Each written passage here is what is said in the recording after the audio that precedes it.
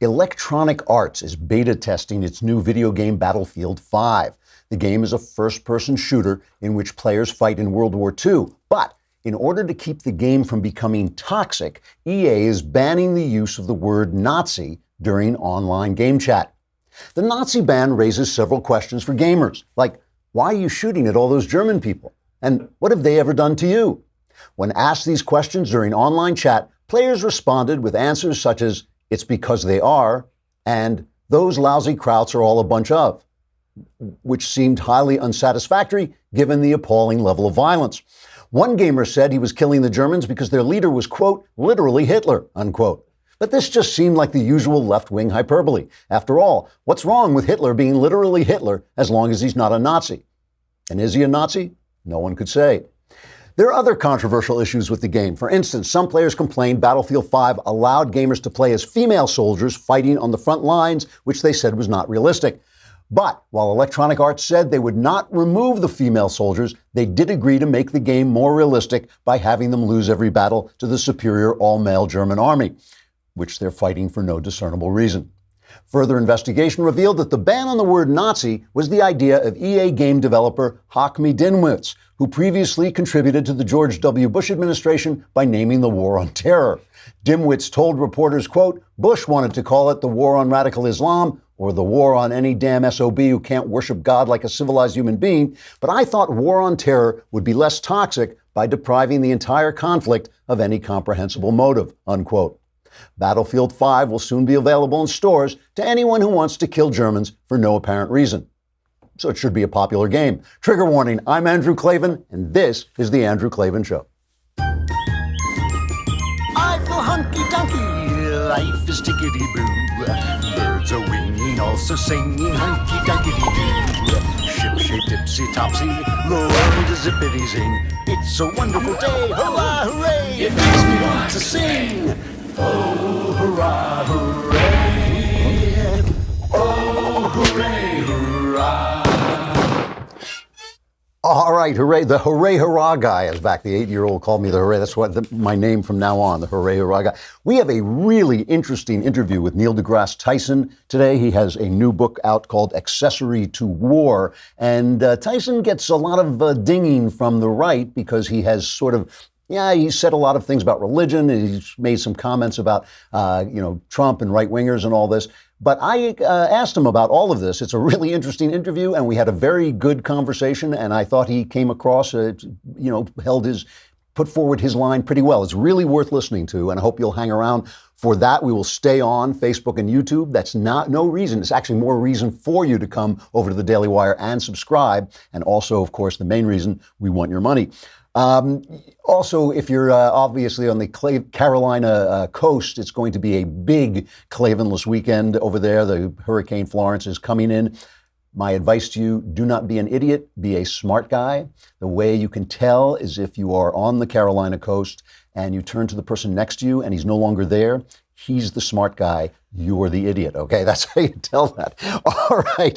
And when you evacuate, take your Quip toothbrush with you. You got to have your Quip toothbrush with you because, as my dentist has told me and my dental hygienist has told me, that the electronic toothbrushes are better for your teeth and will keep your teeth cleaner and whiter, so you will have that beautiful smile that you will still have after you evacuate from the Carolina coast. But the problem with electric toothbrushes is that they are the size of bazookas, not Quip. Quip has this beautiful, slim design. It packs just the right amount of vibrations into a slimmer design at a fraction of the cost of the bulkier traditional electric brushes. Quip also comes with a mount that suctions right to your mirror. I like to suction it right to my forehead just because it makes me laugh. And it unsticks to use as a cover for hygienic travel anywhere, whether it's going in your gym bag or carry-on. You can take it anywhere you go. And Quip starts at just $25. And if you go to getquip.com/Klavan right now, you'll get your first refill pack free with a Quip electric toothbrush. Very important to subscribe and get the refill pack every 3 months. So that's what they recommend. That's your first refill pack free at getquip.com/Klavan. That's getquip.com/Klavan. And as you brush your teeth, you can say to yourself, hey, it's Klavan. So I was on Crowder's show yesterday when we were talking about the way we have these conversations, right? And the way that suddenly everything is a revolution. Everything is a moral crisis that we're in. All of a sudden, it happens it's just like the rug being pulled out from under you. So for 2,000 years, homosexuality is the sin that dare not speak its name. It's so horrific that you can't even talk about it. You can't even mention for 2,000 years. Then one day, it's like if you are not in favor of gay marriage, you're a hater, you're a bigot, you're a terrible person. It's like that. It's Tuesday, 12 o'clock. Sorry, you were normal before. 12:01, you're a hater. And by the way, if you're Barack Obama and you had another opinion, it doesn't matter. It doesn't matter. But if it's you, you are a hater the next day. If anybody had come to you and said, let's have a conversation about this. Let's talk about this. I know 2,000 years, I know, we thought, this was a terrible sin. But here's my argument why it's not such a terrible. We on this show, you and I, the audience and I, have had civilized conversations about this back and forth that have given me a lot of cause to think about things. I hope I've given you some cause to think about things. But if just one day I came in and said, that thing you've been believing for 2,000 years, now you stink. Bang. Suddenly it's a crisis. Same thing meant transgenderism, even worse, really, with transgenderism. The difference between men and women is a human universal. There is no such thing as a society that does not divide the roles of men and women for obvious reasons. Why? Because there are two kinds of people in the world, only two kinds of people in the world. One of them is men, one of them is women. They're different. They have different roles. They have different roles in procreation. They have different kinds of personalities. So it's a human universal that they're different. One day, Thursday, 1:30, bang, if you believe that, you're a hater. Yes, all of humankind for all of human life has believed one thing. Thursday, sorry, time's up, you stink. So when you have that idea, of course, it's all based on the idea that they are selling you something that they really don't have an argument for. They really do not have good arguments. And so they just make it a panic situation. They make it a situation of right and wrong. It's like one side, one idea is their idea, that suddenly there are no such things as gender. Suddenly that's a construct. And the other is hatred. There's not like, what is your... I mean, one of the things that's so interesting about this conversation between Neil deGrasse Tyson and I is I know he has different political views than I do. I know he has different religious views than I do. But we were two people just talking, whereupon you find that can actually be accomplished. So this brings me back, and I mentioned this yesterday, but more information has come out about it. This brings me back to Norm Macdonald, one of my favorite comedians, really an offbeat guy. I mean, I think he's had lots of problems in his life, but he's also stood up for a lot of things. He was thrown off Saturday Night Live for making jokes about O.J. Simpson when he was on trial, and he was obviously guilty, and the president of NBC was unhappy because he played golf with Simpson, and basically that cost him like one of the top jobs in television, just being an honest guy.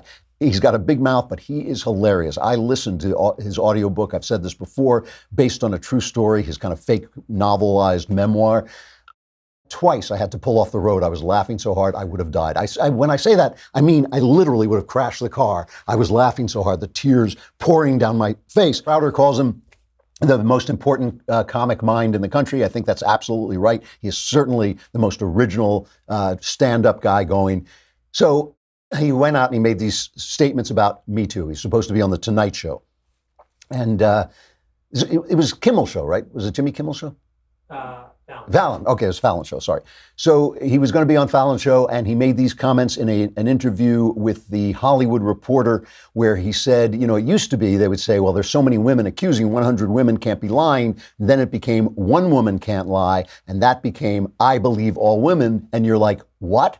And obviously, he's right. He's right. We don't believe all women any more than we believe all men. You have this right to due process. It does when a company has, 100 people complaining about one of their employees. Maybe it's time to look at that. But he's absolutely right about it.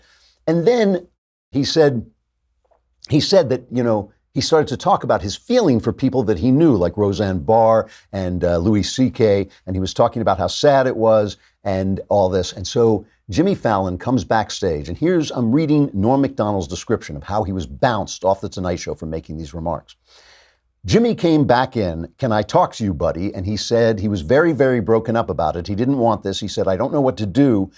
I said, "You think I shouldn't do the show?" And he said, "People are crying." And I said, "People are crying?" "Yeah," he said, "senior producers are crying." I said, "Good Lord, bring them in. Let me talk to them. I didn't even know I had the capacity to make people cry." So I felt so bad from that comment. Jimmy said, "Come back whenever you want, but I think it will hurt the show tonight. I said, Jimmy, I don't want to hurt your show. That's the last thing I want to do is hurt your show. What are they crying about? What are they crying about? I mean, even if he's wrong, and some of the things he said are wrong, but even if he's wrong, what are they crying about? You talk to people. He's going on a talk show.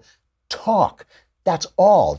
If it's not a crisis, why does everybody have to get fired? Why does that have to happen? Why does he have to get banned? I mean, they just banned Brandon Straka from Facebook for 30 days. We have an interview with him. We're going to play it a little closer to his march. He's the walk away guy, walk away from the left. And he's staging a march, and they banned him because he mentioned Alex Jones or tried to link to InfoWars or something like this. They're not banning him for that. They're banning him to keep his march from getting publicized. They're doing it on purpose. Why? Why is it a crisis? Why is it a crisis for there to be two different opinions? And like, I have to say, when it comes to this Me Too thing, the funny part about this, by the way, is, of course, Norm Macdonald had to apologize. So he apologized and said, I do feel for the victims of Me Too, because he made some joke about, it's not so bad to be a Me Too victim. You just buy some new shoes or something like this. And he said, I apologize. You have to have Down syndrome. He said you have to have Down syndrome not to sympathize with the victims. He insulted people with Down syndrome. So now it's like you just can't move, you can't talk. And it's only for people on the right. Let's be clear. It is only for people on the right who get crucified like this for what they say. The thing about the Me Too thing is this too falls into the same category of one side is all right and the other side is crisis, is hatred. There's no way to have a conversation about it. And I want to talk about this for a minute. I want to talk about Me Too, but let me first talk about Helix Sleep. Why? Because some of you want a comfortable sleep. Not me. I just want to lie comfortably awake because I never sleep, and Helix Sleep is the way to do it. Helix Sleep has built a sleep quiz that takes 2 minutes to complete, and they use the answers to match your body type and sleep preferences to the perfect mattress for you. Whether you're a side sleeper, hot sleeper, or like me, a not sleeper, Helix, there's no more guessing or confusion. Just go to helixsleep.com/Klavan, take their 2-minute sleep quiz, and they'll match you to a mattress that will give you the best sleep of your life. I have their pillow. It is so comfortable. I know it's comfortable because I used it once and then my wife stole it. Right now, Helix is offering up to $125 off all mattress orders. Get up to $125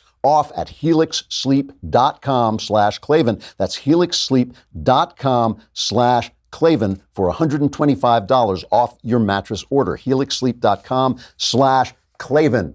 And let's hear it. How do you spell it? It's Klavan.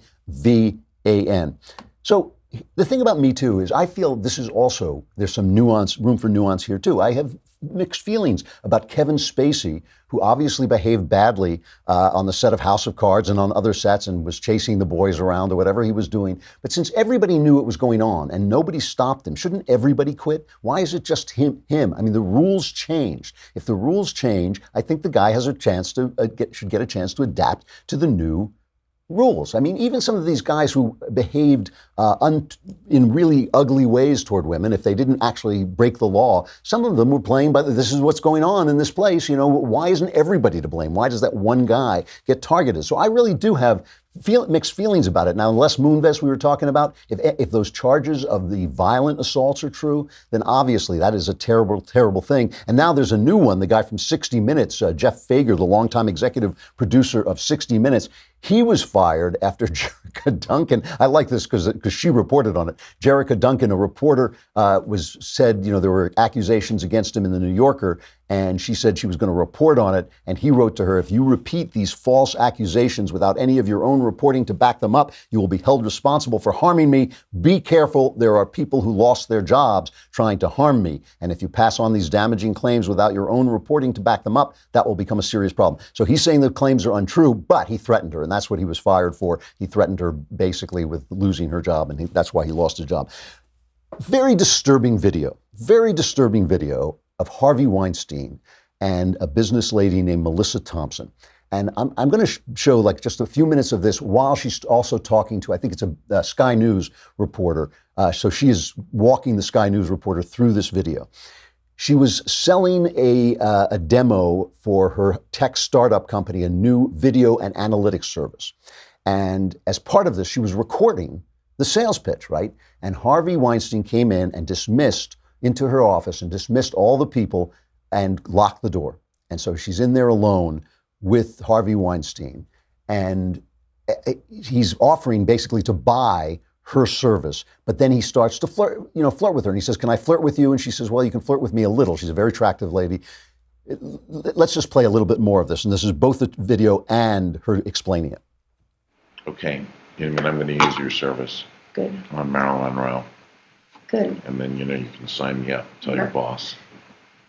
And so he's going from almost pulling a trigger on using this platform to then he would put his hand up under the table, up my dress. I was trying to save face a bit. At first, I was trying to kind of manage the situation. There was a combination of confidence and naivety that led me to, this dynamic that we see now. Data's so hot, right? What's that? Data's so hot. It is hot. Right. You gotta live with that. It's okay. A little bit. Right. A little hot. It's a little high. That's a little high.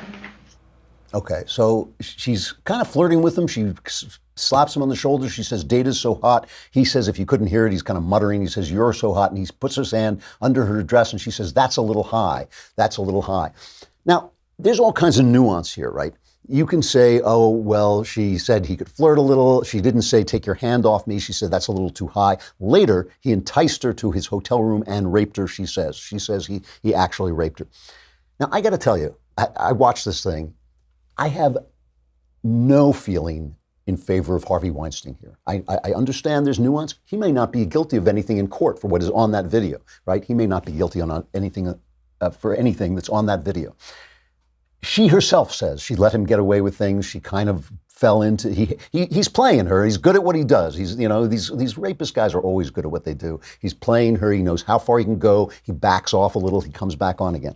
I got no respect for him. I've got no feeling for him. If he was backed over by a truck, I wouldn't blink, okay? That's the way I feel about this. But the reason I feel that way is because I'm not a feminist. That's the reason I feel that way. If you're a feminist, if you believe that men and women are equal, if you believe that they are on complete equal footing, then she's responsible. She is responsible wholly for herself.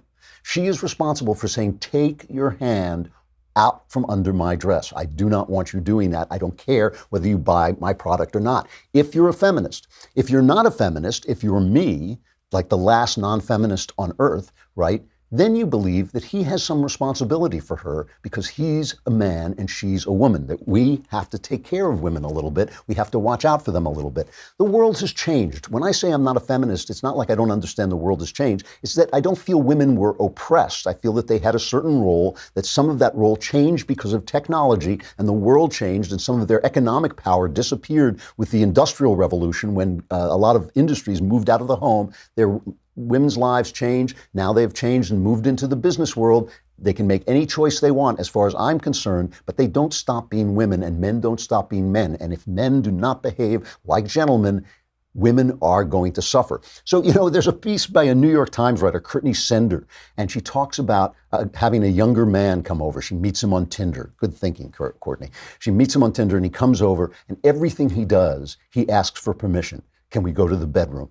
Can I take off your sweater? Can I take off your tank top? He asks every step of the way. He asks. Finally, he sleeps with her, gets in an Uber, disappears, never calls her again, right? And she says, well, gee, maybe consent should go beyond just sex. Maybe afterwards you should have some responsibility for the person that you're in. And it's like, I'm thinking, wait, you have to give me your consent after I'm gone, after it's over? No, that's not the point. You cannot twist the word consent to mean that. But maybe the whole system is broken. Maybe this feminist system isn't working. Maybe you cannot twist human relations to that degree and get away with it. And so, if we discuss these things instead of bursting into tears, if we discuss these things instead of condemning people, instead of throwing people off, I would have liked to hear the conversation with Norm Macdonald if Jimmy had said if Fallon had said to him, those were some stupid things to say. let's hear your excuse. That might have been an interesting conversation.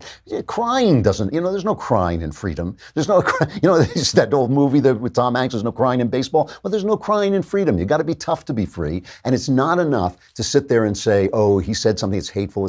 Find out, talk to him. I want to just play one more clip before we go into the Neil deGrasse Tyson interview, because it's a long interview, and I want to have time to play it all. But they just released, Breitbart got hold of a meeting, the first all-staff meeting that they had at Google after the Trump election, okay? And there too, they're crying. So let's just play a little bit of this.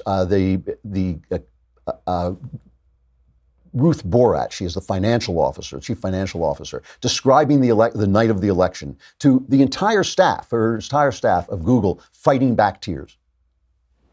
I want to take you back to 8:30 p.m. on Tuesday night. I was at home with friends and family watching the election returns.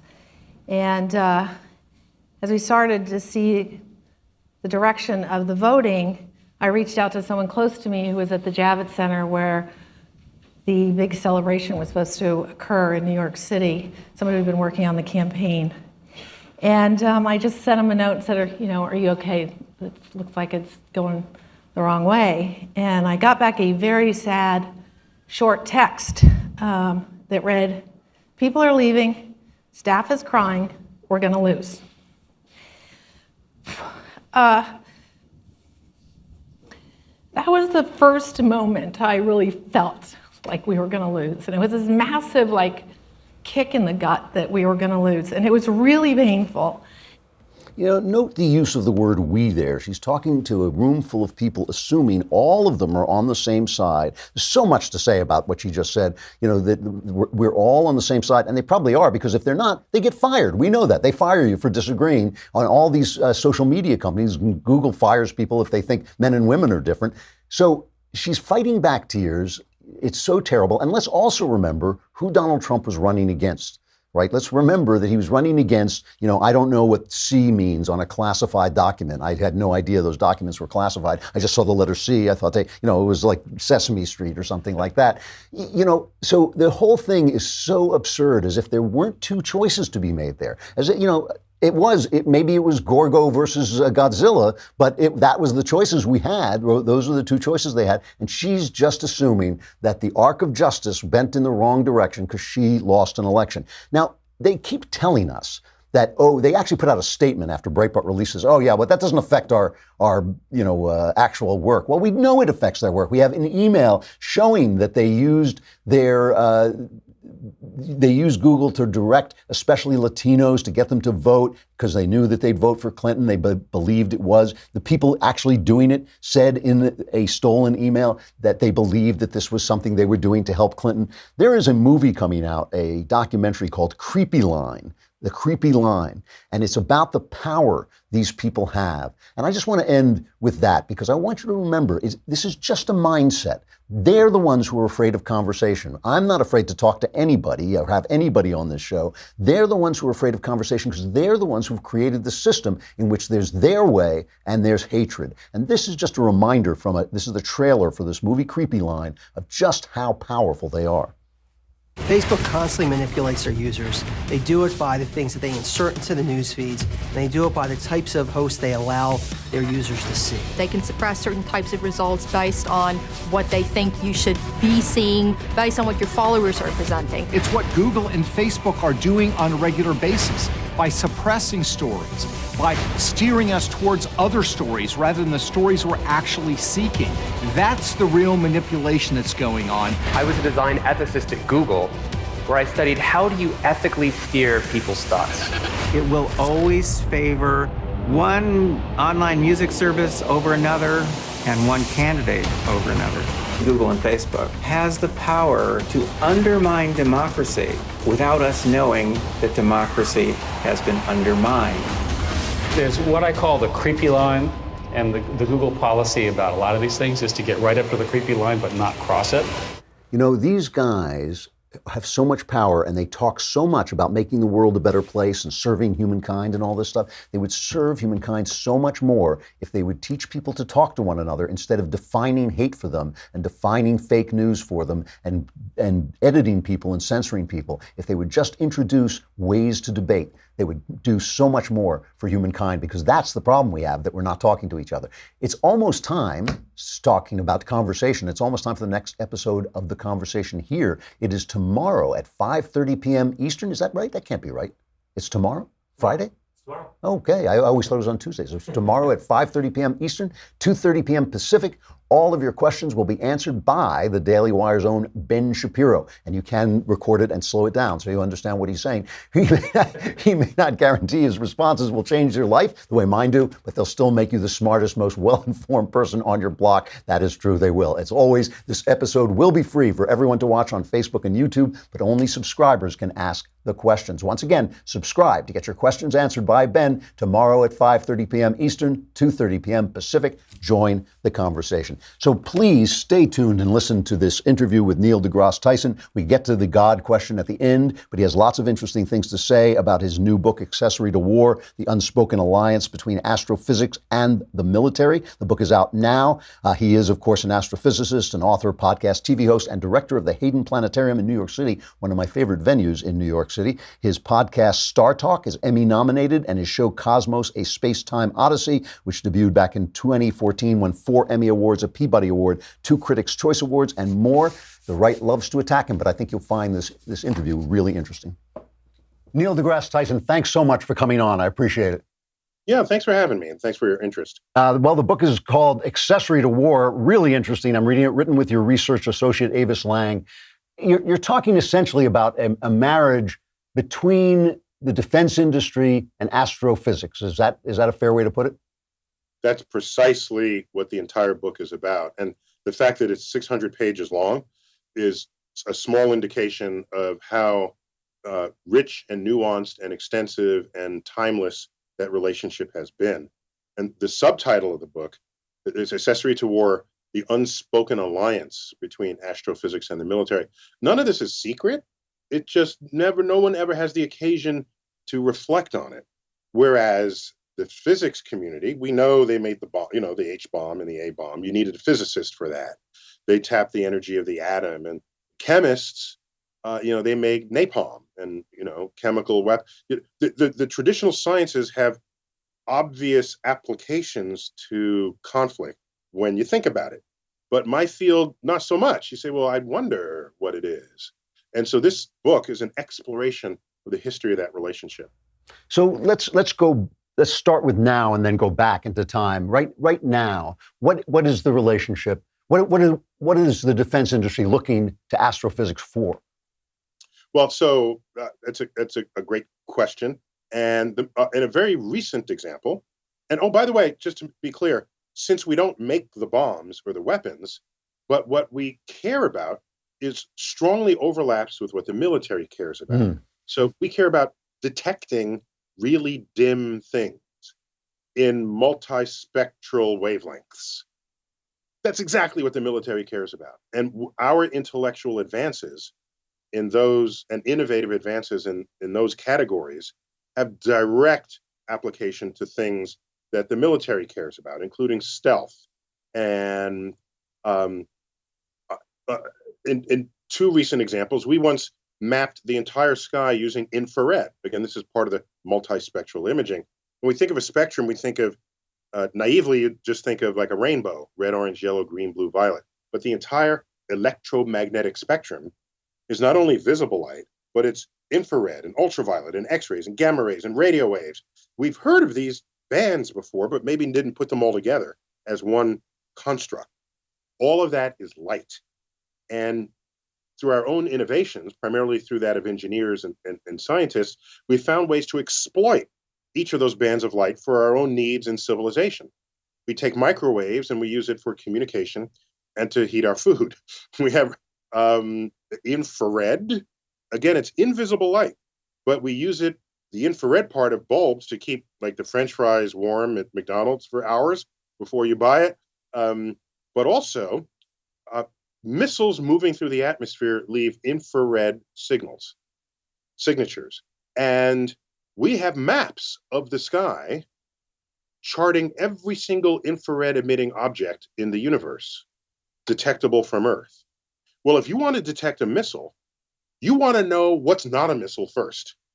Okay, so you need to know the background infrared signatures that are out there so that if something is then moving across it, you can then identify, target it, and take it out. So this is an example where we create an infrared map, the military just takes it. Another example of recent years, there's the Sloan Digital Sky Survey, which is a huge collaboration of many universities. Sloan is the major funding organization, the Alfred P. Sloan Foundation. They fund not only sort of educational programming on PBS, they also fund science, actual science experiments and projects. This is the largest survey of objects in the night sky that has ever been conducted. Every star, every galaxy, every quasar, everything that goes bump in the night is now in this catalog. This project was conceived knowing that the bandwidth of data that it's producing nightly would be so huge that you want to create algorithms to process that information effectively and efficiently. Otherwise, you're awash in it and you can't do anything with it. So we had whole teams of computer scientists guided by the needs of the astronomical questions we're asking, and they developed very innovative pipelines, data pipelines to obtain, process, and interpret the information. This then gets published in computer journals because it was all innovative, without precedent. National security interests took notice. And our people then briefed the national security agencies of the United States on what these algorithms are, because they want to do the same thing. They want to take scads of information, process it, and come out with interpreted information that means something. It's not just noise in the din of signals. So, and that's just two examples just in recent years, but this goes all the way back to navigation in the times of Columbus, Magellan, Galileo, basically selling his telescope to the military to get money. And then he looks at the sun, moon, and stars. And the military, oh my gosh, I have a telescope. I can see the enemy when they can't see me. And I can know how big their troop movement is. And they don't know that I know this. What an advantage I have. So this is the kind of relationship that's explored. And there's also, it seems to me, things that come out in ancillary ways, that when the military and astrophysics works together, we actually learn things that we might not have learned without that marriage. Is that fair to say? Yeah, that's fair, but I wouldn't so much call it a marriage as, because marriage implies you're always talking to one another. Okay. That's not actually the case. Well, or not in some cases. Think of it as like a two-way street, or we're neighbors and there's a picket fence. And every now and then I come and say, oh, what's cooking over there? Oh, we just developed this. And oh, I could use one of those. And then they come out and look over the picket fence and see what we've developed. And then they reach over and take it. We can't prevent them from taking it because we just published the data, and at that point it's in public domain. Right. But that's what the relationship is. And the biggest contribution, I would say historically, has been towards navigation. If you have, whatever your motives are, is it defense? Is it empire building? You want to know where your enemies are and where they're not. And if you navigate around the globe, how do you know where you are? There are no longitude and latitude lines imprinted in the ocean surface or on land masses. We learn this because astronomers of the day mapped the sun, moon, and stars, and that became a coordinate system for the sky projected down onto Earth's surface. And once you do that and you know how to read this, then you can then navigate.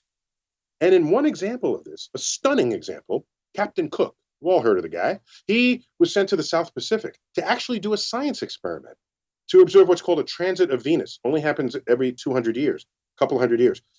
Venus moves between Earth and the sun. You can see a black disk move across the sun as Venus orbits. Okay, it's a slow thing, but it's important. You make that measurement precisely. You can use geometry to figure out the distances in and among the planets in the solar system. An interesting astronomical challenge.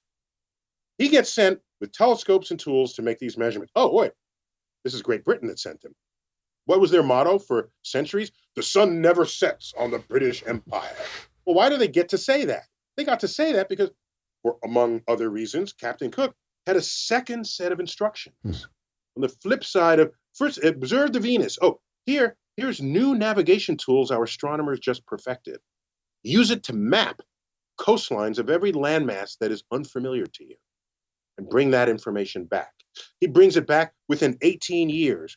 Great Britain took control of Northern Australia, of Tasmania, of New Zealand, of the Cook Islands, of Pitcairn Islands, of Fiji, of Tuvalu, all of these island states in Oceania. Britain took control over. And they started shipping convicts to Australia. And so this was empire building, exploiting the knowledge of astronomers to accomplish it. But there is also, I mean, we do want to defend the country. It's not necessarily a bad thing. I mean, what do you think of Trump's idea for a space force? Yeah, so the Trump naysayers, they made fun of it. But the fact is, the concept of space force is not new. In fact, in the early 2000s, I'm sure wasn't the first one, suggested this in a commission that I was appointed to by then George W. Bush. There were 12 of us to study the future of the aerospace industry. It was on hard times back then. It had lost 500,000 jobs. There was consolidation. There was worry that if we lose our aerospace industry, that would affect our commerce. Because you order something today, it's on your doorstep tomorrow from Amazon. An airplane brought it there, all right? Our commerce, our transportation, and our security. Because they make the jets for the Air Force, the Air Force jets and Navy jets. So I'm on a commission to study this, and in so doing, that's when I saw sort of how some of that sausage is made and what the values. And I said, well, should we separate out space from air here? These are two different areas of command and control. The dynamics are different. The expertise you need to operate in those regimes are different. And the Air Force guy says, we don't think that's necessary. They're in control then and now of U.S. Space Command. We already have space under military control. It's done by the Air Force. So if we made a Space Force, it's mostly an accounting shift. You take all these things that were under the Air Force and you shift them over. Now it's just a Space Force. The Air Force launched the GPS satellites under the U.S. Space Command branch of the Air Force. So it would not be a weird thing. And we've done this before with the Air Force. Right. In World War II, it was the Army Air Force. So they were not their own branch. And then we said, look, guys, if you're training them, you got to train pilots and not infantry. That's a different thing. The engineers have to fix aerodynamic surfaces and not tanks. So the Air Force became its own branch of the military, and no one today would question the value of that. Right. So I imagine the future where no one questions the value of a Space Force. That makes sense. We're talking about the book Accessory to War, Neil deGrasse Tyson and Avis Lang. I want to ask you about something else. I don't mean this as in a debating way, but it's something I've always wanted to talk to a real science writer about. I read a lot of science books, a lot of popular science books, and I love it. And I'm also a devout Christian. And I have noticed almost every book I read now has chapter after chapter explaining to me why God doesn't exist. And one of the things that always bothers me about this is that the arguments, the people who are writing are fantastically intelligent and informed, but their arguments are not really theologically informed. I wonder if it is a problem to have scientists talk about this in the same way it's a problem to have actors talk about politics. Do you ever feel that you're being taken away from your expertise on this question? So a couple of reactions to that. First, let's look at some numbers. And these numbers are accurate. The last I knew of them, if there's an updated survey, I'd have to check on that. If you look at the percentage of Americans who are religious, and there's an interesting way to answer that question unambiguously. Rather than ask, do you go to church every weekend? There are people who go to church who just go for the cupcakes, or to meet people. And you don't want to count them among those who are religious just because they say they go to church. So you want to ask a deeper question. So you can ask, do you pray to God with the expectation that God's divinity will touch you in some way and come and influence events or phenomenon in your life? If you answer yes to that, you're religious. we're good with that. Okay, that's a really clean, sharp divider. Okay, and this also weeds out people. Oh, I'm spiritual, but what are you? Do you have any plan? So okay. So all right, if you ask that question, something like 85% of Americans are religious. Now you go to academia, so people who are highly sort of educated folks in any field. That number drops to about 60-65%. You go to science-trained people, so it'd be engineers, mathematicians, and the physical sciences, biological science. It drops further. You get to about 40%.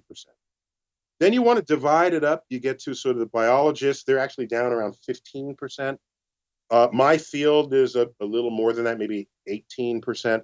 My point is, whatever books you're reading, if they're trying to argue that God doesn't exist, and they're written by science-trained people, it's not written by the 40% who pray to God. Mm-hmm. Okay? So that's fact number one. Fact number two, I don't know what books you're reading, but most science books I read don't mention God at all. Uh-huh. So, are you attracted to the ones that try to put the right? I don't know which ones you're reading. Well, I'm attracted to books that have a big outlook, and I'm reading books like *Sapiens* and *Enlightenment Now*. I just finished one, *Just Babies*, and things like that. Philosophical sweeps. Uh-huh. Okay. Yes. So now I get where you're coming from. If you're just reading a book on black holes, they're not talking about God. Right. Yeah. Right. But yeah, if you read the larger philosophically driven books, there will likely be, if not a part of a chapter, a whole chapter addressing this. And so I can't speak for them, but I can speak for myself. And I will here and now. And what I'll say is, my only issue with, let's take Christianity specifically, because that's most familiar to us in the United States, and presumably to both of us. My only issue is if you are using your Christianity to interpret the Bible in such a literal way that it directly conflicts with objectively established scientific evidence. Uh-huh. And by the way, I don't even have a problem with that. I only have a problem with that if you now want to take that into the science classroom and present it as science. It's not science, it's theology, it's religion. If it's anywhere, put it in the religion classroom, put it in comparative religion, put it in Sunday school. You don't have, here's something I think is interesting. You don't have scientists, much less atheists, picketing outside of churches saying, that might not necessarily be true. That doesn't happen. In America, there's generally respect for what you do on a Sunday, or if you're Jewish, on a Saturday, okay? And unless you're in a really rabid racist neighborhood, you're not going to harm the Muslim who's praying the 5 times a day. In this country, the free expression of religion is one of its most beautiful, strongest points. That's what attracted so many immigrants, because they couldn't practice the freedom of religion where they came from. Okay? So, all right. So meanwhile, while you don't have atheists picketing churches, you have fundamentalist Christians trying to influence school boards to change the science curriculum. Now, what I will say there is a simple response. It's because education is not mentioned in the Constitution, by default, it means it's now the purview of the states. Anything not explicitly forbidden in the Constitution is allowed and controlled by the states. Okay. Which means states control education. School boards control education. If you are on a school board and you're deeply devout to the point of being fundamentalist, that is, every word in the Bible is literally true, Mm-hmm. and you want to put that in your science classroom, no one can stop you. No, you can outvote anybody who wanted to keep science as it is traditionally taught. No one will stop you, but I can tell you what will happen. Those students will not know what science is or how and why it works. And science, that knowledge, is fundamental to the future of the economic growth of the nation, our health, and our security. So your objection is not to God per se, no matter what your personal beliefs are. Which are personal. I'm speaking for myself. Yeah. No, and I don't. You don't see me debating anybody on this. You don't see. That's true. Look, comb the internet, okay?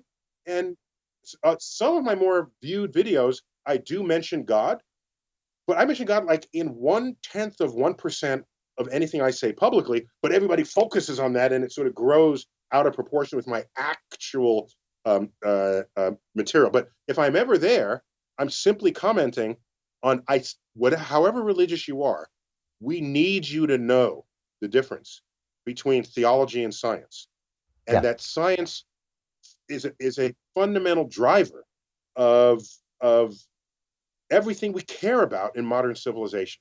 And when you start interfering with that, you're interfering with the future of what the country can be relative to any other country that is heavily investing in science. A fair response. Neil deGrasse Tyson, the book is Accessory to War. Thanks so much for coming on. I hope you come back and talk again. By the way, thanks for asking me. I mean, you know, if all the books you read on science, they're all saying God doesn't exist, and you bring a scientist on your show. No, I love science.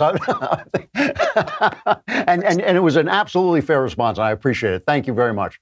Keep talking to you. Thanks.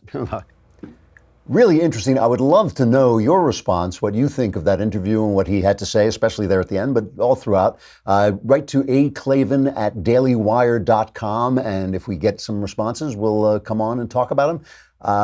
You probably are wondering how to spell Aclavin. It's A-K-L-A-V-A-N. There are no E's. All right, we got to end for the week. Again, if you're on the East Coast and you're in danger and the people are telling you to get out, that's what they're there for. That's their job. Get out. Stuff I like. Stuff I like, stuff I like, beep, beep, beep, beep, beep. All right, I guess we're running out of contributions. Stuff.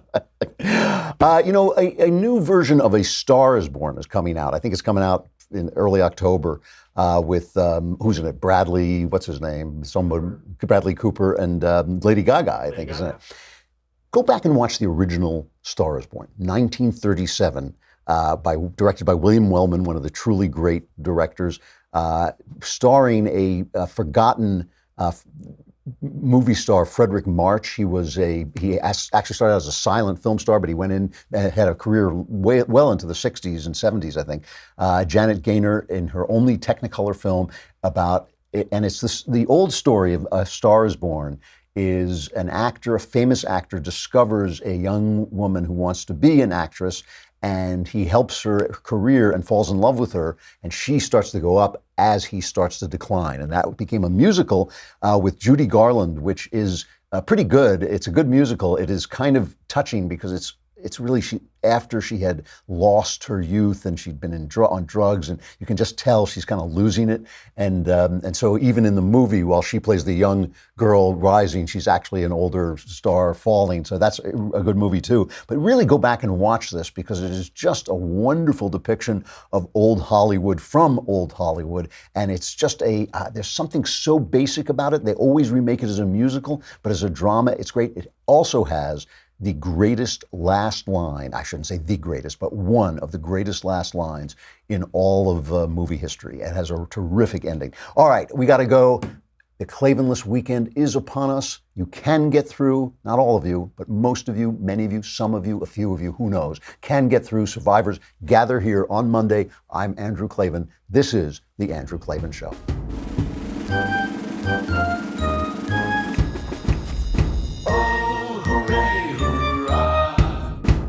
The Andrew Klavan Show is produced by Robert Sterling. Executive producer, Jeremy Boring. Senior producer, Jonathan Hay. Our supervising producer is Mathis Glover. Technical producer, Austin Stevens. Edited by Alex Zingaro. Audio is mixed by Mike Cormina. Hair and makeup is by Jesua Alvera. And our animations are by Cynthia Angulo and Jacob Jackson. The Andrew Klavan Show is a Daily Wire Forward Publishing production. Copyright Forward Publishing 2018.